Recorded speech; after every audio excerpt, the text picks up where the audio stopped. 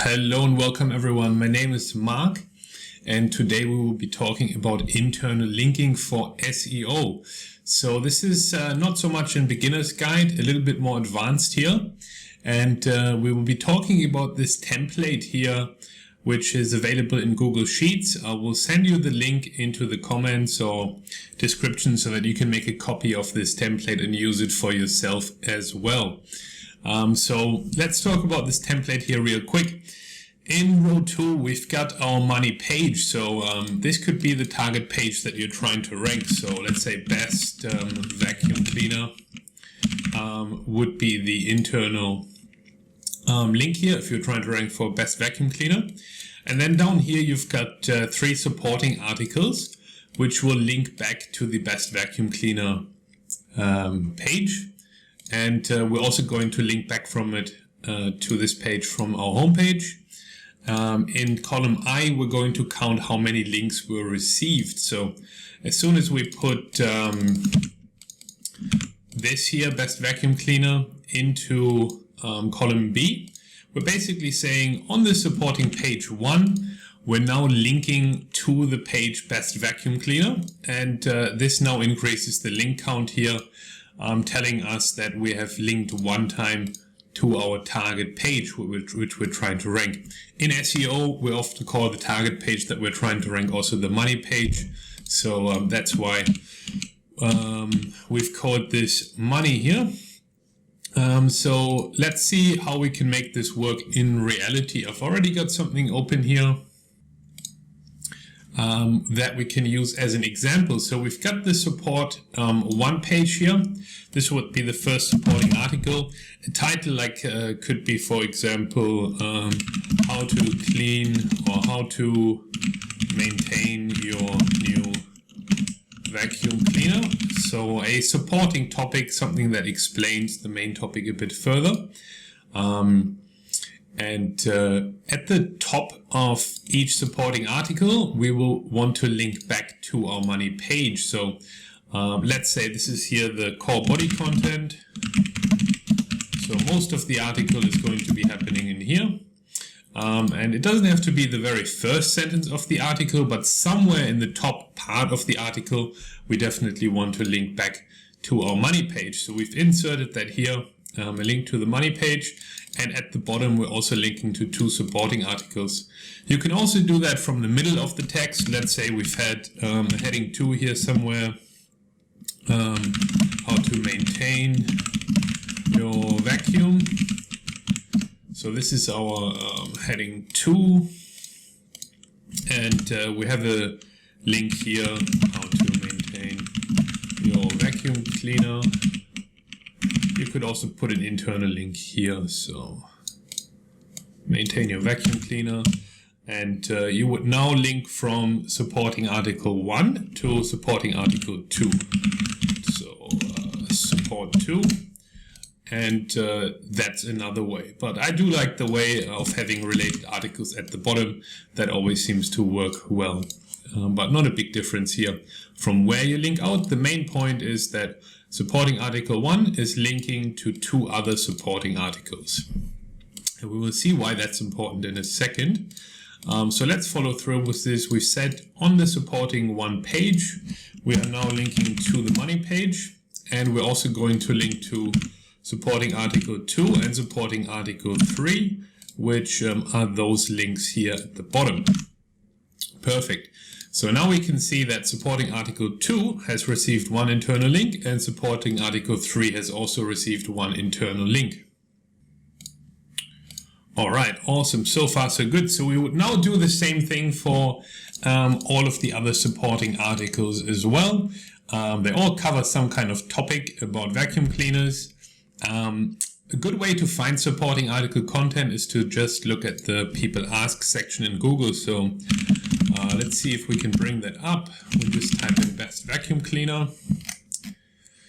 And here we can see the People Also Ask section. So each one of those could be a supporting article. So my supporting article number 2 could be, is Shark better than Dyson? And this would then link back to our money page, our best vacuum cleaner. Let's bring this up here. Going back to our document here, again from supporting page 2, we're linking to the money page. Supporting page 3, we're also linking to the money page. And now supporting page 2 is going to link to page 1.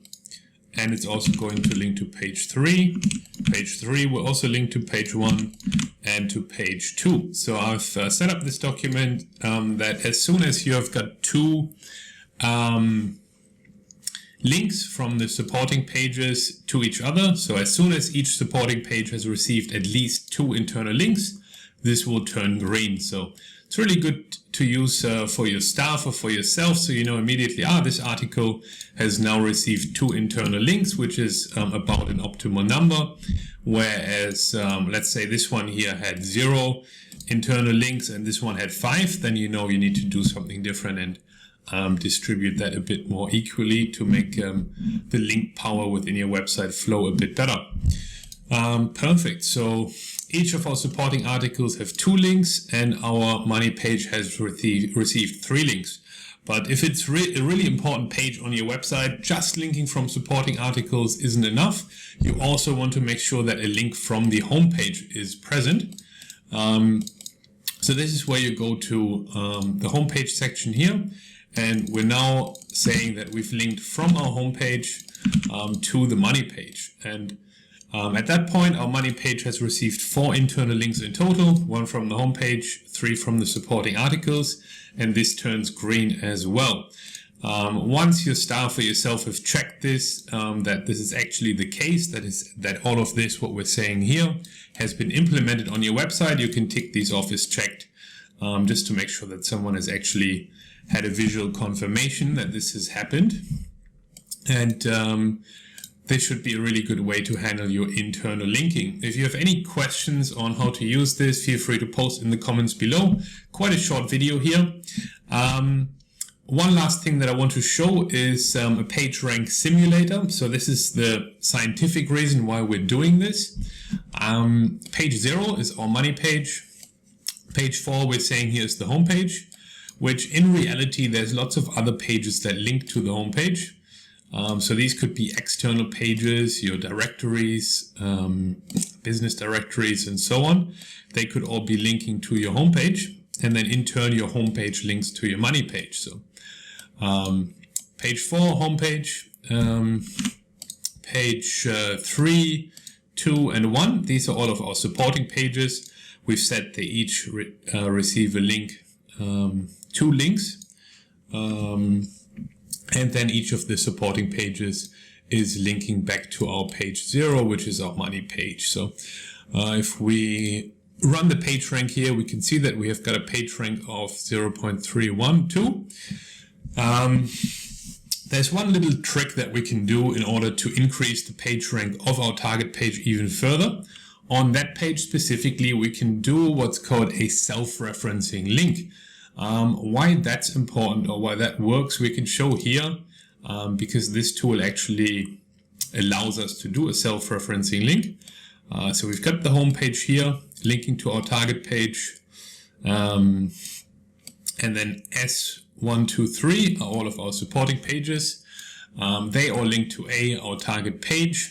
And now we're going to do a self-referencing link on A. We simply add that A links to A.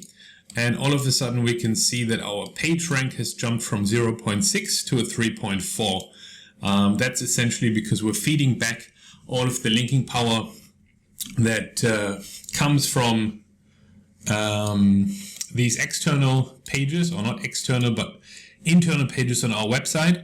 But they're all feeding that power to A. And because A is now linking back to itself, that power stays on page A essentially, rather than being completely being a dead end, so to speak.